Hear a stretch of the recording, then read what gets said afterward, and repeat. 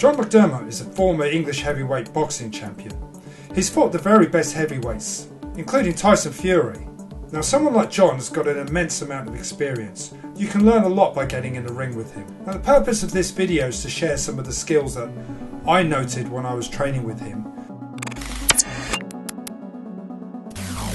So John's a handful when we get quite close and we're clinching. He's a big guy, he's a lot heavier than I am, and he is throwing me around. The interesting thing about this experience is that what you find with pro boxers is they have a lot more tricks in their bags. They've got more experience. They know exactly what to do, when to do it, because they've done it 100 times over in real competition. The interesting thing is, with the greatest respect, there's a lot of sophisticated hand fighting going in from a boxing sense. So you'll see that John's actually clinching with me really well and turning me. He's pummeling in and leaning on and actually bossing me around when he's getting quite close. Now, he's got the weight advantage, so he's pressing me up against the ropes, but you'll see that I'm trying to fend him off and keep away at bay. Nice little shoulder butt there. He's used his shoulder just to push me off a little bit and keep the pressure on. But he's still walking forward. He's trying to close that and just, I guess he's fed up with me now. So he's definitely on the ball. So he's clinching. He's he's stepping round. He's trying to get my back. He's more or less got it. And he's definitely smiling there because he knows he's got one there.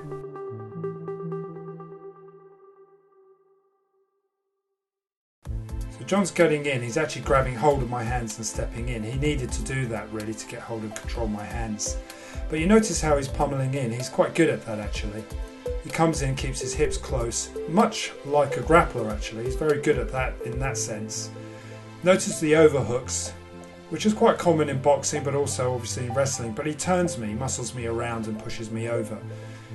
Then uses my momentum, but a clever thing is, watch how he grabs hold of the ropes, holds the ropes and actually keeps me pinned. I remember at that point actually thinking, I can't move him, what's going on? But I didn't realise until I watched the playback that he was actually holding the ropes, which was keeping me pinned in, which was quite a good little trick actually, because obviously from that position it tires out the opponent. If you've got another fighter in a roped ring, then there's very little you can do because you're actually penned in. Notice how I arm drag him, but then what he does is he pivots off and then tries to get hold of my own arm. So that was the only real way to get out of that. But again, stays in front of me.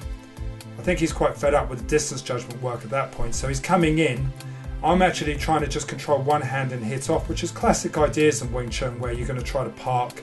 But he's again stepping in and pushing me off and then turning me again, which throws me off. You can see how I step off on that point. But interestingly, I recover trying to hit over and then again turning me. I'm having a little bit of fun there because I can feel the weight. He's a big guy, he's a heavy guy, he's putting a lot of pressure on me. So nice park dar there, which is classic Wing Chun training when you get in close. And I tried it again at the second time, but obviously it's new to John, so he's not too sure what's going on that. So he comes in, catches hold of me, and then obviously digs to the body a little bit there, as you can see. But interestingly, I've got him up against the ropes and he's still pummeling in. You can see I'm laughing because I'm thinking this is a lot to handle here. He's a big heavy guy and I do grapple, so I'm used to grappling with bigger guys, but this was a different experience because you've got a guy that's mobile and striking. So we've obviously broke off. I'm trying to find a little bit of range on this. And again, using a little bit of Wing Chun to set those strikes up from the inside and close the range. You can see I'm underhooking, just trying to close that range and get in and just try to stay a little bit safer. But John's clever. He's moving, he's turning, and he's going to jostle me back into that corner. Let's see. So he gets his hands free. I punch into the body, and then I'm trying to stick to the arms again. But again, punch to the body, come back to stick to the arms again. And wait for it. You'll probably see that he's going to turn me again. Look, he's trying to, look, there's a nice little push the arm down. You see how he feeds it to his other arm and he pulls it across for an arm drag. Luckily, I'm aware of that. I've been training for a long time, so I managed to recover my own arm back from that. But again, steps in, grabs hold of my hands, but that's quite typical because obviously he comes from a striking background, so normally he'll be actually punching my head in, and no doubt he would be doing that. So that, because he's reaching out, it gives me the opportunity to stretch out and obviously hit around those arms that are reaching out around mine, which is quite handy because that's my area, so I suppose it's a little bit easier for me to say. But again, watch this, hit to the groin, which again is quite close for us, because in Wing Chun, when we get quite close, there's no limitation. So if my arms are fixed in that low hand position in a clinch, then I'm going to hit to the groin. I have no choice really. But again, he's a handful. You can see I'm grinning because I can just feel the weight of him on top of me, and he's quite persistent as well, trying the arm drag, but he just bounces me off. Watch, he just bounces. Actually, not, wait for it, you'll see it. He hits to the body again, and then there you go, shoulder goes in, you see, and then I'm trying to pummel back in. But essentially what he's doing is he's really just muscling me around. You see how he's driving me back, he's coming forward.